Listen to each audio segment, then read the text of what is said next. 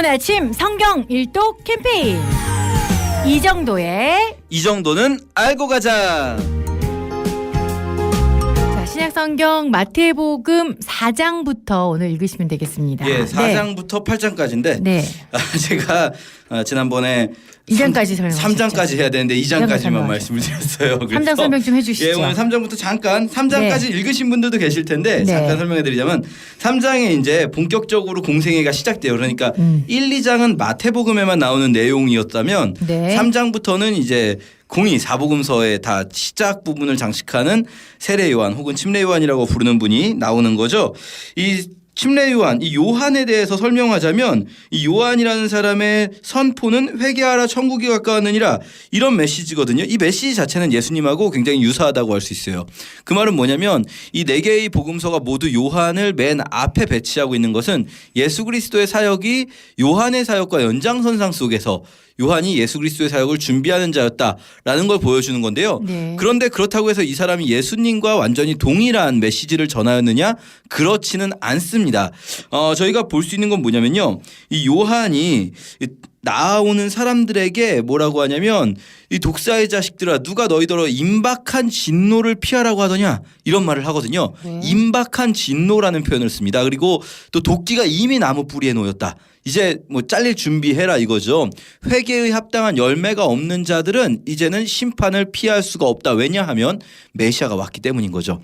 메시아가 왔기 때문에 구약에서 예언된 대로 메시아가 오면 함께 올 하나님의 심판의 날도 역시 함께 올 것이다라는 게 지금 요한이라는 사람이 전하고 있는 메시지인 거예요. 그리고 요한 본인도 그렇게 믿은 거죠.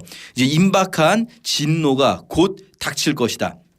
요걸 생각하고 저희가 복음서를 보면 재밌는 게 요한이 지금 우리가 보는 요 3장에서도 그렇지만 정말로 예수님이 처음 오셨을 때 제일 먼저 예수 그리스도의 메시아 되심을 본 사람이거든요. 네. 예수님 메시아 맞다. 내가 확실하게 증언한다. 그러면서 예수의 메시아이심을 증언한 사람인데 그런데요.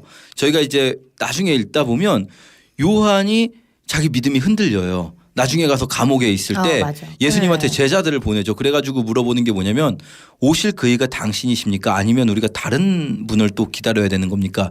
이 말은 뭐냐면 오실 그분 메시아가 당신 맞습니까? 아닙니까? 이런 질문이거든요. 그러면 믿음이 흔들린 거예요. 원래는 이분이 메시아 맞다라고 확신을 가지고 말했었는데 아닌 거죠. 왜 이런 현상이 벌어졌는가? 왜 요한의 믿음이 흔들렸는가가 바로 요한이 선포한 메시지를 보면 알 수 있어요. 요한은 메시아가 오면 열국을 향한 심판을 하고 우리가 예언서에서 봤던 대로 네. 정말 이스라엘이 의인들이 특히 하나님께서 높이 세우셔서 열방을 향한 심판의 어떤 뭐랄까요 주체로서 서는 그런 일들이 벌어질 것이라고 생각했는데 그러지 않는 거예요. 예수님이 오셨는데도 불구하고 헤롯도 여전히 그대로 있고 로마도 여전히 그대로 있고 예수님은 전혀 그들과 어떤 심판하거나 부딪히지 않으시는 것처럼 보이는 거죠. 네. 그러니까 자기가 생각했던 메시아가 아닌가? 뭐 내가 보기에는 분명히 성령의 비둘기가 임하는 것 같았는데 알고 보니까 그냥 비둘기가 내려온 건가? 뭐 이런 생각을 하게 되는 거죠. 네. 그랬는데 사실 요건 뭐냐면 그러니까 아무리 믿음이 좋은 사람이라고 할지라도 지금 요한은 자기가 생각하는 메시아상을 먼저 그려놓고 있었던 거예요. 그려놓고 예수의 사역을 거기에 대보니까 안 맞는 거죠. 우리도 이럴 수 있어요. 우리가 생각하는 하나님은 이런 분일 것이다. 예수님은 이런 분일 것이다라는 거를 우리가 이렇게 생각해놓고 먼저 틀을 짜놓을 수가 있어요. 그런 다음에 하나님을 거기다가 맞추려고 하는 거죠. 그런 신앙이 좀 어느 정도 잘 될 수는 있지만 시간이 지나다 보면 이건 내가 생각한 거랑 하나님이 너무 다르다는 생각도 들 수 있거든요. 네. 굉장히 위험하다고 할 수 있습니다. 이거는 그러나 누구나 그럴 수 있어요. 요한까지도. 요한마저도 그럴 정도라면 누구나 그런 위험성이 있다는 거 생각하면 좋을 것 같고요. 우리 이제 4장 드디어 세례를 받으신 예수 그리스도께서 이제 본격적으로 사역에 들어가기 앞서서 성령께서 먼저 예수를 준비시키는데 그 첫 번째 광야로 가서 시험을 받으십니다. 뭐 시험 받는 사건은 너무 잘 아시겠지만 먼저 우리가 여기서 주목해서 볼 만한 부분은 시험을 받으시게 되는 이 광야로 가서 이끌림은 성령께서 이끄셨다는 거예요. 이것은 사단이 이끌었거나 예수가 뭐 실수로 거기 가신 것이 아니라 성령께서 이것이 필요하다는 거죠. 이 시험이 예수 그리스도의 공생의 사역에 필요했다라고 볼 수 있고요. 이제 40일을 밤낮으로 금식하신 후에 이 순서가 이제 돌을 떡으로 바꾸는 돌떡 1번으로 나오죠. 네. 그 2번이 이제 많은 분들이 헷갈려요. 2번이 과연 성전에서 뛰어내려란지 높은 산에서 천하만국의 영광을 보여주며 절하란지 이게 막 긴가민가 하실 거예요. 지금 아마 청취자분들도. 네. 왜냐하면 누가복음하고 마태복음이 순서가 다르거든요. 아. 예, 누가복음에서는 이게 순서가 조금 다르게 나와서 누가복음에서는 이 높은 산 위에 세우고 거기서 절하면은 천하만국을 주리라가 먼저 나오고 그 다음에 성전 꼭대기에서 뛰어내리라가 나오는데 마태복음은 거꾸로 성전 꼭대기에서 뛰어내리라가 먼저 나오고 그 다음에 천하만국을 보여주는 것이 나오거든요. 아마도 둘 중에 한 사람이 원래 순서일 거고 둘 중에 한 사람은 신학적인 의미를 담아서 배치 순서를 바꿀 겁니다. 이건 그런데 사실 읽으시는 분들마다 누가가 역사적인 순서고 마태가 신학적인 순서다 혹은 거꾸로 마태가 역사적인 순서고 누가가 신학적인 순서다가 좀 논쟁의 여지가 있으니까 저희가 그 부분까지 깊이 다루진 않을게요. 중요하지 그런데 않은 거 아니에요? 그렇죠. 순서가. 중요하지 않을 수 있어요. 순서는. 네. 근데 여기서 중요한 부분은 우리가 이제 몇 가지 볼 수 있는 것 너무나 그냥 읽으셔도 느낄 수 있는 것 첫 번째는 사단이 시험하는 그 시험도요 말씀으로 시험한다는 겁니다. 사단이요 예수님을 공격할 때 그것이 막 어떤 물리적인 공격이거나 아니면 막 세상의 가르침이나 사단 자기 생각으로 하는 게 아니고요. 사단도 하나님의 말씀으로 이를테면 4장 6절에 뛰어내리라 기록되었으되 그가 너를 위하여 그의 사자들을 명하시리니 그들이 손으로 너를 받들어 발이 돌에 부딪히지 않게 하리로다 라는 성경 말씀을 이건 시편 91편 말씀인데요. 인용을 하고 있는 거예요. 성경 말씀을. 그렇게 사단도 성경 말씀을 인용해서 예수를 공격하고 있어요. 이 말은 뭐냐면요. 성경 말씀 인용한다고 다 진리가 아니라는 거예요. 그렇죠. 성경 말씀은 그 말씀의 맥락에 맞추어 특히 성경 전체에서의 가르침에 맞추어서 인용될 때 그것이 진리인 거지 그냥 막 성경 말씀이라고 해서 막 아무렇게나 인용하면 마귀가 하는 것과 비슷한 일이 될 수도 있습니다. 또 한 가지 저희가 볼 수 있는 건 뭐냐면요. 이 시험을 통해서 예수 그리스도에게도 인간적인 욕구가 있었다는 걸 볼 수가 있어요. 예수님도 배고프셨어요. 만약에 예수님이 배가 안 고프시다면 이 시험이 아니거든요. 이거는 시험이 안 되죠. 근데 이게 지금 여기서 시험이라고 나오고 예수 그리스도께서 이 시험을 이겨내는 과정이 중요하게 다뤄지고 있는 것은 반대로 보여주는 거죠. 예수님에게도 배고픔이 있었던 거예요. 예수님도 배고픔이 있었고 또 다른 건 뭘까요? 예수님에게 천하만국 성전 꼭대기에서 뛰어내리는 게 이제 먼저죠. 마태에서는. 네. 성전 꼭대기에서 뛰어내리는 거 왜 필요할까요? 이 성전 꼭대기가 어딘지가 좀 중요한데요. 성전 꼭대기라고 명칭하는 위치가 따로 있어요. 이 성전에서 이 성소 꼭대기가 아니고요. 성전 뜰을 둘러싸고 있는 행각이 있습니다. 일종의 벽이죠. 그 벽 중에서 남쪽에 있는 벽에 남서쪽 꼭대기에 꼭대기가 있거든요. 거기가 성전 꼭대기예요. 거기가 왜 거길 성전 꼭대기라고 규정해 놓냐면 이 성전 꼭대기에서 나팔절에 나팔을 불어야 되거든요. 그러니까 장소가 지정이 돼 있는 거예요. 네. 거기가. 그런데 그 자리가 특이한 점이 뭐냐면 굉장히 높거든요. 그 바로 아래 뭐가 있냐면 광장이 있고 거기에 이제 생필품을 파는 시장이 형성돼 있어요.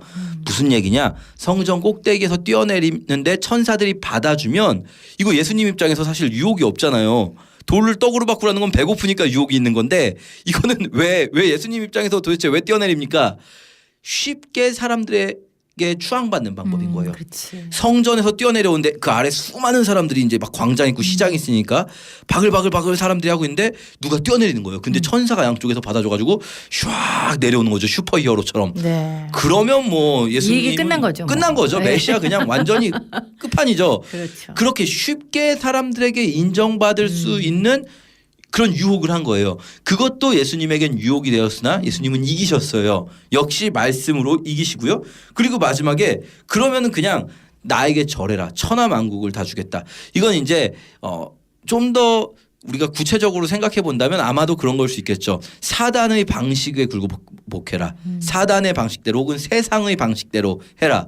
그러면 이 세상을 얻게 해주겠다. 이게 도스토옙스키의 그 까라마조프가의 형제들이라는 소설에 보면은 요 부분을 가지고 소설 속의 소설이 하나가 나와요. 대신문관 이야기라고 소설 속의 등장인물인 그 형제들 중에 둘째가 자기가 썼다는 소설이 요 부분을 요 본문을 가지고 소설을 쓰거든요. 근데 뭐라고 하냐면 요 본문을 그렇게 이야기해요.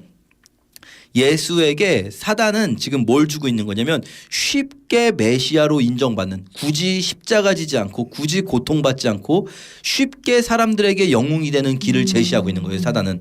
그런데 예수는 그 길을 다 거부하시는 거죠. 우리가요 그냥 메시아만 되면 됐지라는 생각을 가진다면 이 방식은 뭘 해도 빨리 가면 좋은 거 아니야? 이렇게 생각하면 안 되는 거예요. 방식 자체도 하나님의 방식으로 낮은 길을 택하고 좁은 길을 택하고 어려운 길을 택하는 하나님의 방식이 예수 그리스도의 방식일 수 있다라는 거 기억하면서 4장을 읽으시면 좋겠고요. 네. 이것을 마치시고야 비로소 하나님의 나라를 선포하시기 시작합니다. 근데 이제 이 시점에서 예수님이 지금은 계속 예루살렘 유대 지역에 계시는데 갈릴리 자기 고향으로 돌아가시게 돼요. 왜 그러냐면 이제 4장 12절에 보면 요한이 잡히셨음을 들으시고 갈릴리로 물러가시거든요. 그러니까 이 요한이 예수님하고 비슷하게 이제 침례주는 세례주는 사역을 하다가 갑자기 잡혀간 거는 이 요한이라는 사람이 헤롯에게 잘못 보이는 거죠. 뭐 나중에 또 다루겠지만 요한이 헤롯의 근친 결혼을 두고 막 비판하거든요. 그런데 사실은 헤롯이 요한을 잡았다기보다는 헤롯을 부추기는 세력들이 있어요. 요한을 눈엣 가시처럼 여기는 유대의 종교 지도자들이죠. 그들이 예수님도 이제 잡으려고 하는 상황인 거예요. 그 상황에서 예수님이 갈릴리로 피하시게 되는 거고요. 갈릴리로 가셔서 이사 가셨다는 얘기가 굉장히 중요하게 다뤄집니다. 마태복음에서는. 다른 복음서에서는 사실 이 13절에 나사렛을 떠나 스불론과 납달리 지경 해변에 있는 가버나움에 가서 사셨다. 이 말이 그렇게 중요하게 다뤄지진 않거든요. 그러니까 집이 원래 갈릴리 나사렛이었는데 갈릴리 가버나움으로 가깝습니다. 별로 멀지도 않은데 이사 가셨다는 걸 중요하게 다루고 있어요. 왜냐하면 이것이 이사야서의 말씀을 이루기 위한 거죠.